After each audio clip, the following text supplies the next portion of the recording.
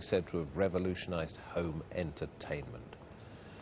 Let's talk to Jake Baldino, video editor for GameRacks.com and host for Because Video Games on YouTube. He is in New York, and let's say 20 years ago, Jake, we wouldn't even be able to do this interview with you via Skype because it wasn't around then.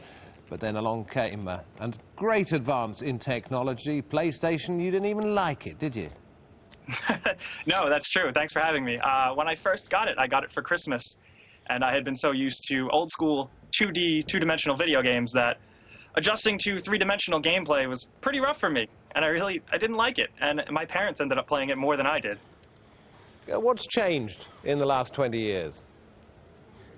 Definitely the internet. I think the internet is probably one of the biggest things to come to video games, essentially now with the fact that gamers aren't even going to the store and buying video games. A lot of these games are just stored on our hard drives. They're no longer discs that or cartridges rather, that we put into consoles. And now we're all much more social with playing online and sharing videos and sharing pictures of each other's gameplay, and with live streaming. It's all become much bigger than what it started. Funny old word that, isn't it, in this context, because it definitely isn't social in the sense of meeting people. It's absolutely the opposite. It's locking yourself in a room and just getting on with something that involves mechanics.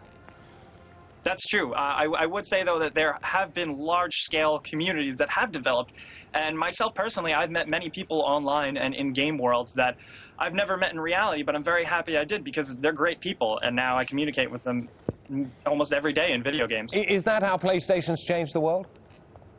I think that's how PlayStation essentially has made it more mainstream. You know, usually the gaming online communities connected through PC gaming and complicated hardware setups, but now everybody can do this and make friends and play socially online thanks to consoles, and they can play on their couch. Do you think some of the games people play on them are too nasty these days? I would say they're not. I'd say nothing is nastier than, say, what someone would see in a movie. There's always going to be the controversy out there, but at the end of the day, art takes many different forms, and one of them is violence.